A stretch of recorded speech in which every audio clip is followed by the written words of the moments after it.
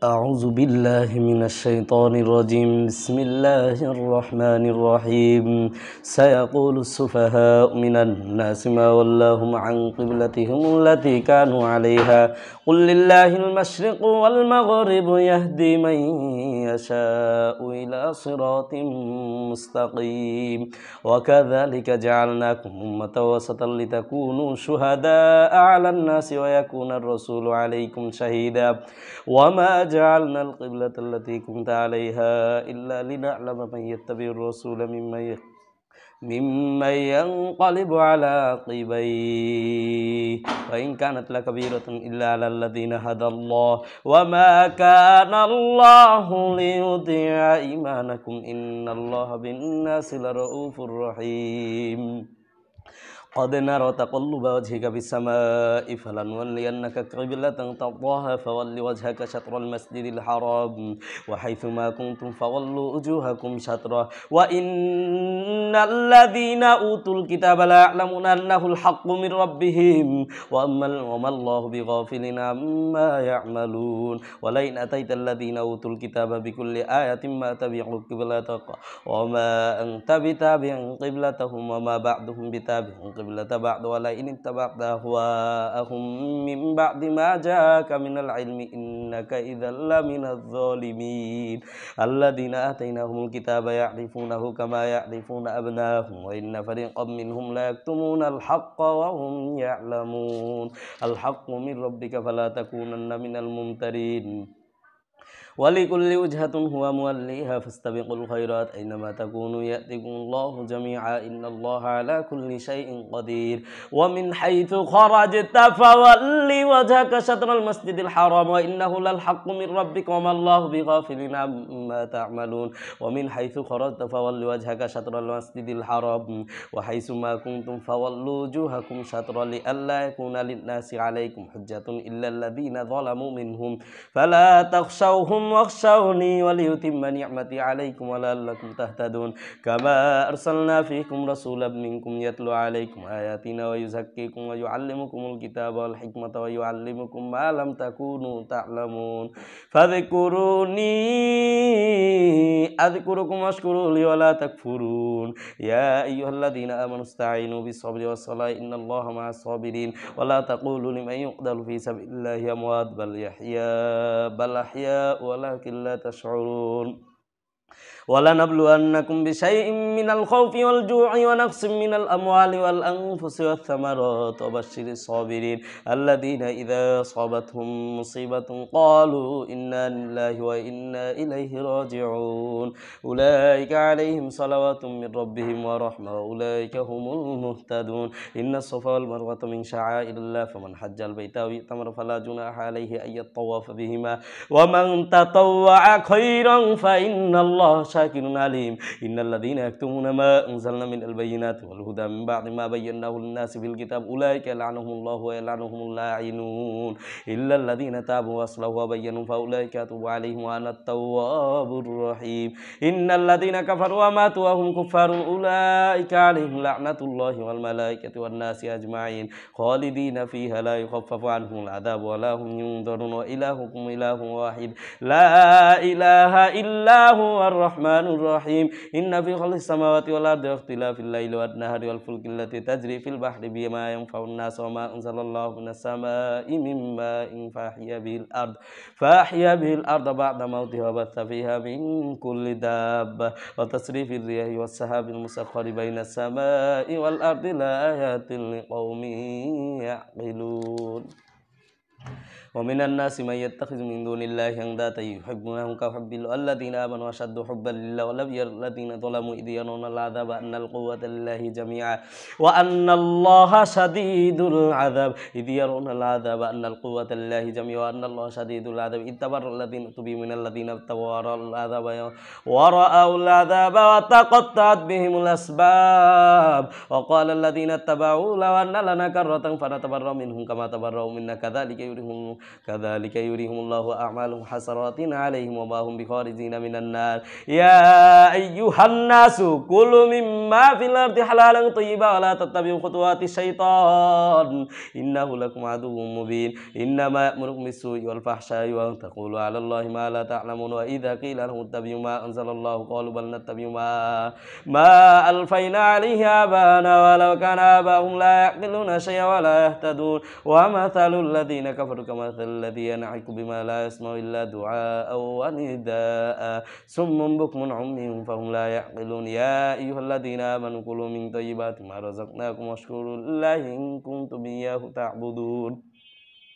إنما حرم عليكم الميتة والدم ولحم الخنزير وما أهل به لغير الله فمن اضطر غير باغ ولا عاد فلا إثم عليه إن الله غفور رحيم إن الذين يكتمون ما أنزل الله من الكتاب ويشترون به ثمنا قليلا أولئك ما يأكلون في بطونهم إلا النار ولا يكلمهم الله يوم القيامة ولا يزكيهم ولهم عذاب أليم أولئك الذين اشتروا الضلالة بالهدى والعذاب فما أصبرهم على النار ذلك بأن الله نزل الكتاب بالحق وإن الذين اختلفوا في الكتاب لفي شقاق بعيد ليس البر أن تولوا وجوهكم قبل المشرق والمغرب ولكن البر من آمن بالله واليوم الآخر والملائكة والكتاب والنبيين وآتى المال على حبه ذوي القربى واليتامى والمساكين وابن السبيل والسائلين وفي الرقاب وأقاموا الصلاة وآتوا الزكاة والموفون بعهدهم إذا عاهدوا والصابرين في البأساء والضراء وحين البأس أولئك الذين صدقوا وأولئك هم المتقون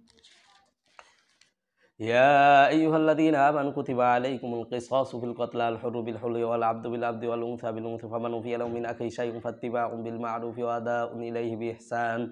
ذلك تخفيف من ربكم ورحمة فمن اعتدى بعد ذلك فله عذاب أليم ولكم في القصاص حياة يا أولي الألباب لعلكم تتقون كتب عليكم إذا حضر أحدكم الموت إن ترك خيرا الوصية للوالدين والأقربين بالمعروف حقا على المتقين فمن بدله بعد ما سمعه فإنما إثمه على الذين يبدلون إن الله سميع عليم فمن خاف من موص جنفا أو إثما فأصلح بينهم فلا إثم عليه إن الله غفور رحيم يا أيها الذين آمنوا كتب عليكم الصيام كما كتب على الذين من قبلكم لعلكم تتقون أياما معدودات فمن كان منكم مريضا أو على سفر فعدة من أيام أخرى على الذين يطيقون فدية طعام مسكين فمن تطوع خيرا فهو خير له وأن تصوموا خير لكم إن كنتم تعلمون شهر رمضان الذي أنزل فيه القرآن هدى للناس وبينات من الهدى والفرقان فمن شهد منكم الشهر فليصم ومن كان مريضا أو على سفر فعدة من أيام أخر يريد الله بكم اليسر ولا يريد بكم العسر ولتكملوا العدة ولتكبروا الله على ما هداكم ولعلكم تشكرون وإذا سألك عبادي عني فإني قريب أجيب دعوة الداعي إذا دعان فليستجيبوا لي وليؤمنوا بي لعلهم يرشدون أحل لكم ليلة الصيام الرفث إلى نسائكم هن لباس لكم وأنتم لباس لهن علم الله أنكم كنتم تختانون أنفسكم فتاب عليكم وعفى عنكم فالآن باشرون وابتغوا ما كتب الله لكم وكلوا واشربوا حتى يتبين لكم الخيط الأبيض من الخيط الأسود من الفجر ثم أتموا الصيام إلى الليل ولا تباشروهن وأنتم عاكفون في المساجد تلك حدود الله فلا تقربوها كذلك يبين الله آياته للناس لعلهم يتقون ولا تأكلوا أموالكم بينكم بالباطل وتدلوا بها إلى الحكام لتأكلوا فريقا من أموال الناس بالإثم وأنتم تعلمون يسألونك عن الأهلة قل هي مواقيت للناس والحج وليس البر بأن تأتوا البيوت من ظهورها ولكن البر من اتقى وأتوا البيوت من أبوابها واتقوا الله لعلكم تفلحون وقاتلوا في سبيل الله الذين يقاتلونكم ولا تعتدوا إن الله لا يحب المعتد واقتلوهم حيث ثقفتموهم وأخرجوهم من حيث أخرجوكم والفتنة أشد من القتل ولا تقاتلوهم عند المسجد الحرام حتى يقاتلوكم فيه فإن قاتلوكم فاقتلوهم كذلك جزاء الكافرين فإن انتهوا فإن الله غفور رحيم وقاتلوهم حتى لا تكون فتنة ويكون الدين لله فإن انتهوا فلا عدوان إلا على الظالمين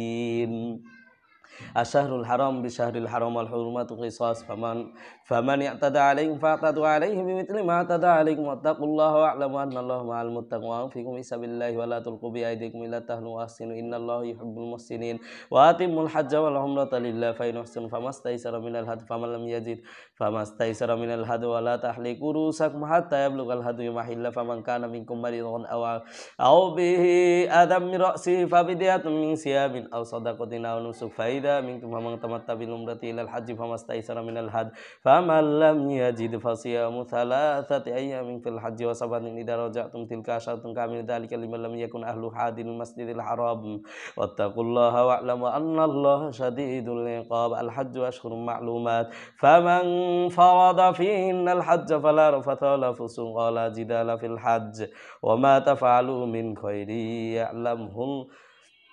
وما تفعلوا من خير يعلمه الله تزودوا فإن خير الزاد التقوى واتقون يا أولي الألباب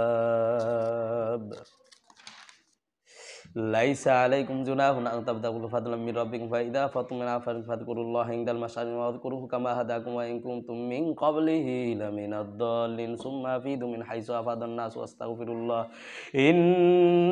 innallaha ghafurur rahim fa idza qadaytum manasikakum fadhkurullaha kadhikra abaakum aw asadda dzikra fa minan nasi may yaqulu rabbana atina fid dunya ma lahu fil akhirati min khalaq wa minhum may yaqulu rabbana atina fid dunya hasanatan wa fil akhirati hasanatan wa qina adzabannar ulaika lahum nasibun mimma kasabu wallahu sari'ul hisab wadhkurullaha fi ayyamin ma'dudat faman ta'ajjala fi yawmayn fala ithma alayhi wa man ta'akhkhara fala ithma alayhi liman ittaqa taqullaha wa'lamu annakum ilayhi tuhsyarun. Wa minan nasi may yu'jibuka qawluhu fil hayatid dunya wa yashhadullaha ala ma fi qalbi wa huwa aladul khisam wa idza tawalla sa'a fil ardi liyufsida fiha wa yuhlikal harsa wan nas wallahu la yuhibbul fasada wa idza qila lahu taqullaha khazatul 'izzatu bil ithmi fahasbuhu jahannam wa la bi'sal mihad wa minan nasi may yashna nafsahu ibtigha'a mardatillah wallahu ra'ufum bil ibad ya ayyuhalladzina amanu udkhulu fis silmi kaffah wa la tattabi'u khutuwati syaitani innahu lakum aduwwun mubin fa in من بعد ما جاءتكم البينات فاعلموا أن الله عزيز حكيم هل ينظرون إلا يأتيهم الله في ظلال من الغمام والملائكة وقضي الأمر وإلى الله ترجع الأمور سل بني إسرائيل كم آتيناهم من آية بينة ومن يبدل نعمة الله فإن الله من بعد ما جاءته فإن الله شديد العقاب ومن يبدل نعمة الله من بعد ما جاءته فإن الله شديد العقاب زين الذين كفروا الحياة الدنيا ويسخرون من الذين آمنوا والذين اتقوا فوقهم يوم القيامة الله يرزق من يشاء بغير حساب كان الناس أمة واحدة فبعث الله النبيين مبشرين ومنذرين وأنزل معهم الكتاب بالحق ليحكم بين الناس فيما اختلفوا فيه وما اختلف فيه إلا الذين أوتوه من بعد ما جاءتهم البينات بغيا بينهم فهدى الله الذين آمنوا لما اختلفوا فيه من الحق بإذنه والله يهدي من يشاء إلى صراط مستقيم أم حسبتم أن تدخلوا الجنة ولما يأتكم مثل الذين خلوا من قبلكم مستهم البأساء والضراء وزلزلوا حتى يقول الرسول والذين آمنوا معه متى نصر الله ألا إن نصر الله قريب يسألونك ماذا ينفقون قل ما أنفقتم من خير فللوالدين والأقربين واليتامى والمساكين وابن السبيل وما تفعلوا من خير فإن الله به عليم كتب عليكم القتال وهو كره لكم وعسى أن تكرهوا شيئا وهو خير لكم وعسى أن تحبوا شيئا وهو شر لكم والله يعلم وأنتم لا تعلمون يسألونك عن الشهر الحرام قتال فيه قل قتال فيه كبير وصد عن سبيل الله وكفر به والمسجد الحرام وإخراج أهله منه أكبر عند الله الفتنة أكبر من القتل ولا يزالون يقاتلون حتى يردوك عن دينكم إن استطاعوا ومن يرتد منكم عن دينه فيمت وهو كافر فأولئك حبطت أعمالهم في الدنيا والآخرة وأولئك أصحاب النار هم فيها خالدون إن الذين آمنوا والذين هاجروا وجاهدوا في سبيل الله أولئك يرجون رحمة الله والله غفور رحيم يسألونك عن الخمر والميسر قل فيهما إثم كبير ومنافع للناس وإثمهما أكبر من نفعهما ويسألونك ماذا ينفقون قل العفو وكذلك يبين الله لكم الآيات لعلكم تتفكرون في الدنيا والآخرة ويسألونك عن اليتامى قل إصلاح لهم خير وإن تخالطوا فإخوانكم الله يعلم المفسد من المصلح ولو شاء الله لأعنتكم إن الله عزيز حكيم ولا تنكحوا المشركات حتى يؤمنوا علامة مؤمنة خير من مشركة ولو أعجبتكم ولا تنكحوا المشركين حتى يؤمنوا على عبد مؤمن خير من مشرك ولو أعجبكم أولئك يدعون إلى النار والله يدعو إلى الجنة والمغفرة والله يدعو إلى الجنة والمغفرة بإذنه ويبين آيات للناس لعلهم يتذكرون ويسألونك عن المحيض قل هذا فاعتزلوا النساء في المحيض ولا تقربوهن حتى يطهرن فإذا تطهرن فأتوهن من حيث أمركم الله إن الله يحب التوابين ويحب المتطهرين نساؤكم حرث لكم فأتوا حرثكم أن شئتم وقدموا لأنفسكم واتقوا الله واعلموا أنكم ملاقوه وبشر المؤمنين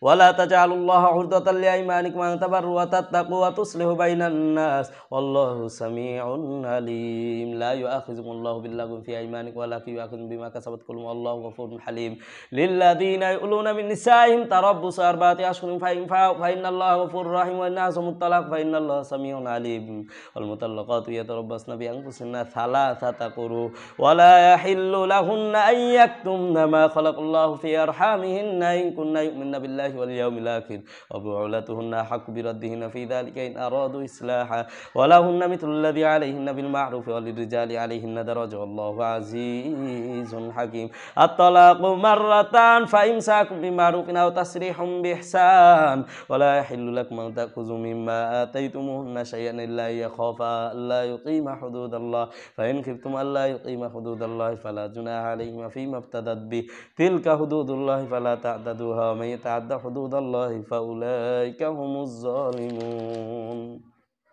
فإن طلقها فلا تحل لهم بعد حتى تنكح زوجا غيره فإن طلق فلا جناح عليهما أن يتراجعا إن ظنا يقيم حدود الله وتلك حدود الله يبينها لقوم يعلمون وإذا طلقتم النساء فبلغن أجلهن فأمسكوهن بمعروف أو سرحوهن بمعروف ولا تمسكوهن ضرارا لتعتدوا ومن يفعل ذلك فقد ظلم نفسه لا تتخذوا آيات الله هزوا واذكروا نعمة الله عليكم وما أنزل عليكم من الكتاب والحكمة ويعظكم به واتقوا الله واعلموا أن الله بكل شيء عليم وإذا طلقتم النساء فبلغن أجلهن فلا تعضلوهن أن ينكحن أزواجهن إذا تراضوا بينهم بالمعروف ذلك يوعظ به من كان منكم يؤمن بالله واليوم الآخر ذلكم أزكى لكم وأطهر والله يعلم وأنتم لا تعلمون والوالدات يرضعن أولادهن حولين كاملين لمن أراد أن يتم الرضاعة وعلى المولود له رزقهن وكسوتهن بالمعروف لا تكلم نفس إلا وسعها لا تضار والدة بولدها ولا مولود له بولده وعلى الوارث مثل ذلك فإن أراد فصالا عن تراض منهما وتشاور فلا جناح عليهما وإن أردتم أن تسترضعوا أولادكم فلا جناح عليكم إذا سلمتم ما آتيتم بالمعروف واتقوا الله واعلموا أن الله بما تعملون بصير والذين يتوفون منكم ويذرون أزواجا يتربصن بأنفسهن 4 أشهر وعشرا فإذا بلغن أجلهن فلا جناح عليكم فيما فعلن في أنفسهن بالمعروف والله بما تعملون خبير ولا جناح عليكم فيما عرضتم به من خطبة النساء أو أكننتم في أنفسكم علم الله أنكم ستذكرونهن ولكن لا تواعدوهن سرا إلا أن تقولوا قولا معروفا ولا تعزموا عقدة النكاح حتى يبلغ الكتاب أجله واعلموا أن الله يعلم ما في أنفسكم فاحذروا واعلموا أن الله غفور حليم لا جناح عليكم إن طلقتم النساء ما لم تمسوهن أن تفرضوا لهن فريضة ومتعوهن على المحسن قدر وعلى المقدر قدر متاعا بالمعروف حقا على المحسنين وإن طلقتموهن من قبل أن تمسوهن فما لكم وقد فرضتم لهن فريضة فنصف ما فرضتم إلا يعفون أو يعفو الذي بيده عقدة النكاح وأن تعفوا أقرب للتقوى ولا تنسوا الفضل بينكم إن الله بما تعملون بصير حافظوا على الصلوات والصلاة الوسطى قوموا لله قانتين فإن كنتم فرجالا أو ركبانا فإذا منكم فاذكروا الله كما علمكم ما لم تكونوا تعلمون والذين يتوفون منكم ويذرون أزواجا وصية لأزواجهم أزواج متاعا إلى الحول غير إخراج فإن خرجنا فلا جناح عليكم فيما فعلنا في أنفسهن من معروف والله عزيز حكيم وللمطلقات متاع بالمعروف حقا على المتقين كذلك يبين الله لكم آياته لعلكم تعقلون ألم تر إلى الذين خرجوا من ديارهم وهم ألوف حذر الموت فقال لهم الله موتوا ثم أحياهم إن الله لذو فضل على الناس ولكن أكثر الناس لا يشكرون وقاتلوا في سبيل الله واعلموا أن الله سميع عليم من ذا الذي يقرض الله قرضا حسنا فيضاعفه له أضعافا كثيرا الله يقبض ويبسط وإليه ترجعون ألم تر إلى الملأ من بني إسرائيل من بعد موسى إذ قالوا لنبي لهم ابعث لنا ملكا نقاتل في سبيل الله قال هل عصيتم إن كتب عليكم القتال ألا تقاتلوا قالوا وما لنا ألا نقاتل في سبيل الله وقد أخرجنا من ديارنا وأبنائنا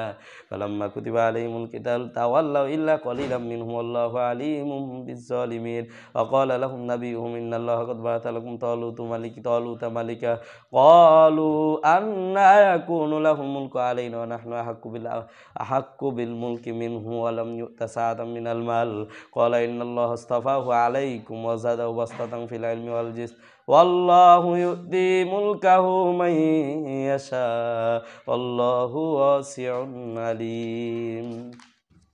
وقال لهم نبيهم إن آيات ملكها يأتيكم التابوت في سكينة من ربكم وبقية مما ترك آل موسى وآل هارون تحمله الملائكة إن في ذلك لآيات لكم إن كنتم مؤمنين فلما فصل طالوت بالجنود قال إن الله مبتليكم بنهر فمن شرب منه فليس مني ومن لم يطعمه فإنه مني إلا من اغترف غرفة بيده فشربوا منه إلا قليلا منهم فلما جاوزه هو الذين آمنوا ما قال لا طاقة اليوم بجالوت وجنود قال الذين يظنون أنهم ملاقو الله كم من فئة قليلة غلبت فئة كثيرة بإذن الله والله مع الصابرين